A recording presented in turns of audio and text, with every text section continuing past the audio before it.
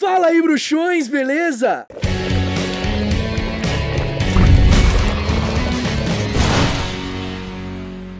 Sejam muito bem-vindos ao Caldeirão Furado. Tá chegando agora, então deixa de ser trouxa, se inscreva, ativa as notificações pra você ficar por dentro de tudo que rola por aqui. E ó, saiba que você pode se tornar um membro e assim ter acesso a benefícios muito maneiros, como esses caldeirões que vão ao lado do seu nome, são uns selinhos ali pra mostrar que você é um caldeirete. Como que é um nome? A gente nunca definiu um nome pros fãs do Caldeirão Furado, né? Não tem um nome. Caldeiretes, caldeironers, os caldeireiros. Desculpa, gente, desculpa os nomes horríveis, não tenho criatividade, mas vocês podem dizer aí um nome que vocês acharem melhor. Enfim, esses selos que vão ao lado do seu nome vão mudando de acordo com o tempo que você é membro. Tem uma galera que já tá no Caldeirão de Ouro, mais de 2 anos como membro. Que isso? Uma salva de palma aí para os caldeirões dourados, os Golden Cauldrons. Tá maluco? E, além disso, você pode usar emojis aqui. Eu sei, não... Pô, faz tempo que os emojis são esses mesmos, né? Nunca atualizei, eu sei disso. Mas eu nunca prometi nada muito além disso, então tá tudo bem. A galera hoje em dia não usa mais tanto emoji, né? Ficou uma coisa cringe, não sei. Enfim, se você quiser, você pode fazer tudo isso daí, deixar seu like no vídeo, comentar se você quiser, beleza? Então, obrigado por ter clicado aqui em mais um vídeo desde já. A varinha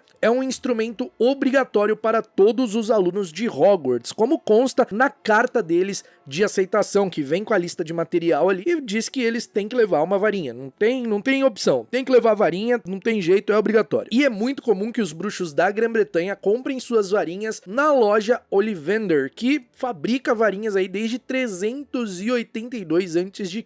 Inclusive, pessoas de fora da Grã-Bretanha também viajam para comprar suas varinhas na Ollivander, porque a fama da família Ollivander na confecção de varinhas é muito grande, e o Garrick Ollivander é tido como um dos maiores artesãos de varinhas do mundo. Obviamente, outros lugares têm seus próprios artesãos, como Mikhail Gregorovitch da Europa Oriental, ou até mesmo Cosma Caju da França, sem contar os artesãos norte-americanos, como Thiago Quintana, Violeta Belvaux, Chicoba Wolf, e cada um desses artesãos fabrica as varinhas com características únicas e próprias, baseadas nos estudos e pesquisas de cada um deles. E é praticamente uma via de regra que os alunos que vão começar nas escolas de magia que atendem a região onde eles vivem, que precisem de uma varinha, que é um item altamente pessoal, usado pela maioria dos bruxos no mundo.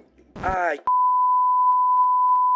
Desculpa, tinha acontecido um acidente aqui no estúdio. Nunca deixem um copo de Coca-Cola perto da sua mão se você gesticula muito. Enfim, é praticamente via de regra que os alunos, quando vão iniciar nas escolas de magia que atendem suas regiões, precisem de uma varinha. Com exceção de alguns lugares do mundo, como no continente africano, por exemplo, onde eles não usam varinha e fazem magia com as mãos. Só que, em alguns casos, quando chega na hora do bruxo comprar a sua varinha, ele não segue exatamente esse caminho. Ele pode acabar herdando a varinha de uma outra pessoa, como por exemplo o Ron, que herda sua varinha do Carlinhos, ou o Neville, que herda sua varinha de seu pai, o que gera uma certa dúvida. Afinal, a varinha não escolhe o bruxo? Bem, isso é um consenso entre os estudiosos de varinha, mas nem todo mundo segue isso. Não é todo bruxo que entende sobre varinhas, ou todo artesão que aplica isso na confecção de suas próprias varinhas. E isso não quer dizer que um bruxo, ao herdar uma varinha, não vai conseguir usá-la, ela não vai funcionar. Não é isso. Com certeza, se fosse uma varinha que tivesse o escolhido, ela funcionaria muito melhor para aquele indivíduo. É como se uma varinha herdada, que não escolhe a pessoa, ou uma varinha que não é dominada pela pessoa, não atingisse 100% do seu potencial. O vínculo entre a pessoa e a varinha é de extrema importância, combinado com a madeira e núcleo mágico específico para aquele indivíduo. Então sim, faz diferença se a varinha não for a que escolheu o bruxo, mas também não quer dizer que vai ser impossível dele fazer feitiço com aquela varinha. E é claro que além de herdar a varinha, tem o ponto de dominar outras varinhas, mas isso não se enquadra muito com crianças, né, que estão ali começando a sua fase escolar e estão adquirindo sua primeira varinha. Isso acontece mais com pessoas mais velhas. Mas além dessas duas situações,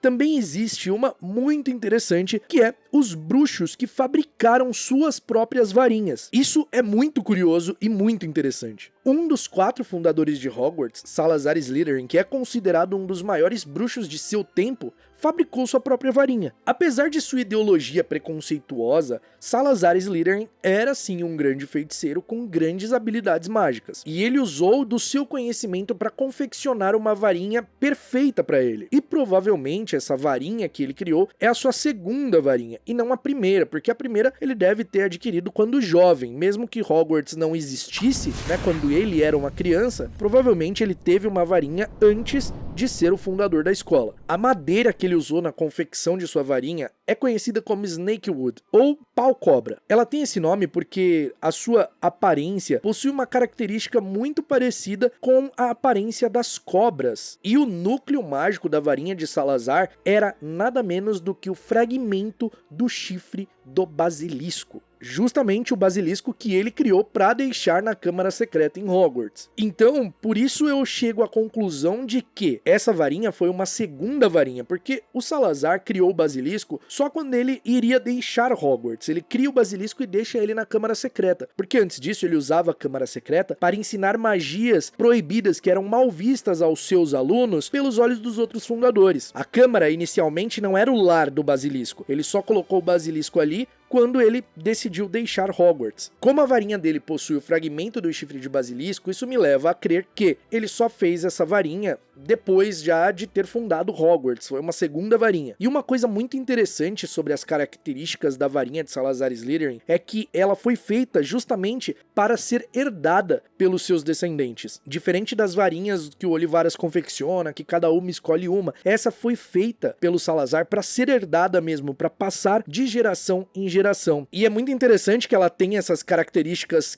tão puxadas para serpente, né? A madeira chama Snakewood, a aparência da madeira justamente lembra a aparência da pele da cobra, o núcleo é o fragmento do chifre de uma serpente mágica, então é muito legal ver essas características na varinha. O Salazar quis colocar tudo isso ali na sua varinha para fazer essa varinha extremamente característica dele, da sua marca, já que ele era conhecido como língua de serpente. E a varinha do Salazar tinha um poder único, ela era capaz de adormecer. O Salazar ensinou a varinha a adormecer através da ofidioglossia, ele dava um comando e a varinha simplesmente adormecia, ficava inutilizável. Então somente os seus herdeiros, os seus descendentes que eram ofidioglota podiam utilizar essa varinha, podiam acionar essa varinha, acordar essa varinha para utilizá-la. Isso é muito interessante. E eu tenho uma pequena teoria que o Salazar Slytherin fez essa varinha quando ele decidiu deixar o basilisco na Câmara Secreta. E então o medalhão que abria com ofidioglossia inicialmente tinha as instruções para encontrar e abrir a câmara. A varinha também era um artefato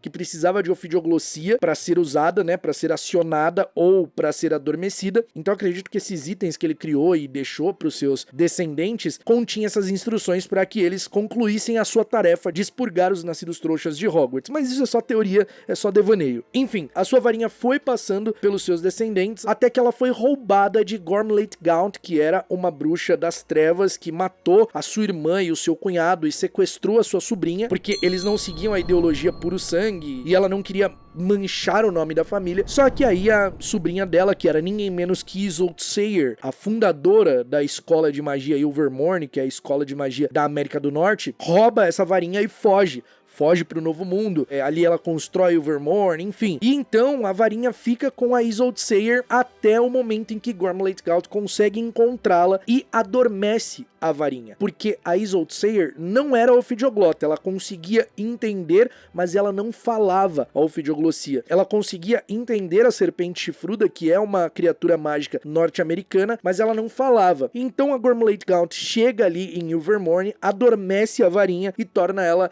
inutilizável. E depois que a Gormlate é derrotada, a Isolde Sayre decidiu que ela não iria usar aquela varinha, que ela não iria tentar reativá-la de alguma forma e enterra ela nos terrenos ali de Ilvermorny. E um ano depois dessa varinha ser enterrada, cresceu uma árvore a partir dela, e todas as tentativas que eles tiveram de cortá-la, matá-la ou podá-la deram errado. Só que eles descobriram que as folhas dessa árvore tinham poderes curativos, e aí ela passou a ser utilizada para esses fins. Então, o fim da varinha de Salazar Slytherin, criada por ele, não foi propriamente um fim. Essa varinha se transformou em algo que foi utilizado e é utilizado até hoje em Ilvermorny para o bem. E Salazar não foi o único bruxo bruxo famoso que fabricou a sua própria varinha. Depois de sua era, surgiu uma varinha que até os tempos atuais é motivo de lendas e histórias e mitos muito fortes. Obviamente eu estou me referindo à varinha das varinhas. A lenda diz que a varinha das varinhas foi um presente da própria morte para um dos irmãos que conseguiu enganá-la. Porém, isso não passa de uma fábula, de uma história que sim, é inspirada na vida dos irmãos, mas para passar uma lição de moral, um ensinamento. A personificação da morte realmente não existe, porque a morte é uma coisa completamente comum, todo mundo vai morrer. Esse misticismo em torno dela só prova o quanto os bruxos e as pessoas comuns tentam evitá-la, fugir dela e driblá-la o tempo todo. Então, segundo o próprio Dumbledore, a varinha das varinhas foi criada pelo Antioch Peverell, que é o irmão mais velho. Ele era um bruxo excepcionalmente brilhante, extremamente talentoso, que confeccionou a varinha. E então a lenda surgiu em torno dessa varinha justamente por ela ser tão incomum, tão poderosa. E o que torna ela tão poderosa, tão diferente das outras varinhas? Em primeiro lugar, o seu núcleo, o pelo da cauda de um testralho, que é uma criatura mágica completamente associada à morte, que é invisível para quem nunca presenciou a morte e é completamente alvo de superstições. As pessoas acreditam que é uma criatura que traz azar extremo, que significa morte, quando na realidade são muito leais e muito gentis, muito dóceis. E a madeira usada na confecção da varinha das varinhas é a madeira mais rara para se fazer varinha, que é o sabugueiro. É uma madeira com uma reputação igualmente manchada. As pessoas acreditam que uma varinha de sabugueiro traz azar, inclusive existe um ditado, varinha de sabugueiro, azar o ano inteiro, mas ela é uma madeira que, combinada com esse núcleo e com o seu mestre, a pessoa que a porta, se torna extremamente poderosa. É fato que a varinha tem propriedades não vistas em outras varinhas, como consertar uma varinha quebrada, mas isso tem a ver completamente com o bruxo que dominou a varinha, com o bruxo que conquistou aquela varinha. E mais de 600 anos depois da existência de Salazar Slytherin, que foi o primeiro bruxo aqui que nós citamos, que criou uma varinha, a sua descendente, que também foi portadora da varinha, Isolde Sayre, que foi a fundadora de Ilvermorny, também fabricou varinhas, não só para ela, mas para os seus filhos adotivos. E um detalhe mais interessante nisso tudo é que a Isolde Sayre não confeccionou a varinha sozinha. Ela confeccionou essa varinha com a ajuda de seu marido, que era um trouxa, que tinha extrema experiência com esse tipo de trabalho, de marcenaria. Então ele esculpiu as varinhas e a Isolde Sayre que colocou o núcleo mágico, que criou ali com o núcleo mágico, e o núcleo que ela usou foi justamente fragmentos do chifre da serpente chifruda. Além disso, a Isolde Sayre também fabricou varinhas para outros alunos que chegavam em Ilvermorny logo no começo ali da escola. As varinhas dos filhos adotivos dela eram varinhas gêmeas, porque elas dividiam o mesmo núcleo vindo da mesma criatura. E quando os irmãos lutavam contra outra pessoa juntos, o poder da varinha deles aumentava em 10 vezes, porque os núcleos gêmeos faziam as varinhas ficarem mais fortes quando usadas juntas. Foi assim que os irmãos conseguiram lutar contra a Gormlate Gaunt quando ela invadiu Ilvermorny. A Isolde Sayre usou o núcleo da serpente chifruda somente na varinha dos seus filhos, então a varinha deles, do Chadwick e do Webster, era completamente rara. Ela e o James Stewart, que era o seu marido, começaram a usar pelo de vampos, fibra de coração de Snallygaster e até raspas de chifre de Jackalope, que são criaturas mágicas norte-americanas. E é provável que a Isolde Sayre tenha feito uma varinha para ela própria depois que a varinha, que era de Salazar Slytherin, foi adormecida e enterrada, porque apesar dela ser descendente de Salazar Slytherin, ela não era ofidioglota. Esses são os bruxos que confirmadamente fizeram as suas próprias varinhas. Suspeita-se, é claro, de que Garrick Ollivander tenha feito sua própria varinha, que Mickey Gregorovitch também tenha feito sua própria varinha e outros artesãos também. Só que é só uma suspeita, não dá pra saber com certeza porque não existe essa confirmação. Além disso, se eles fizeram suas próprias varinhas, foram segundas varinhas. O Garrick Ollivander, por vir de uma família que há tantos e tantos anos estava nesse ramo de fabricação de varinhas, provavelmente deve ter feito a sua ali ainda jovem, mas a gente não tem confirmação disso, é só uma coisa que eu imagino que tenha acontecido. Com certeza as varinhas e esse ramo de estudo que é conhecido como varinhologia é muito interessante e eu queria muito que ele fosse um pouco mais explorado no universo de Harry Potter, porque eu acredito que ele pode ir para caminhos muito, muito legais. E se você quiser um episódio só sobre varinhas e diferenças das varinhas entre os fabricantes, o que cada um faz, como eles confeccionam confeccionam essas varinhas, o que eles colocam e qual é a forma que eles acreditam que as varinhas funcionam melhor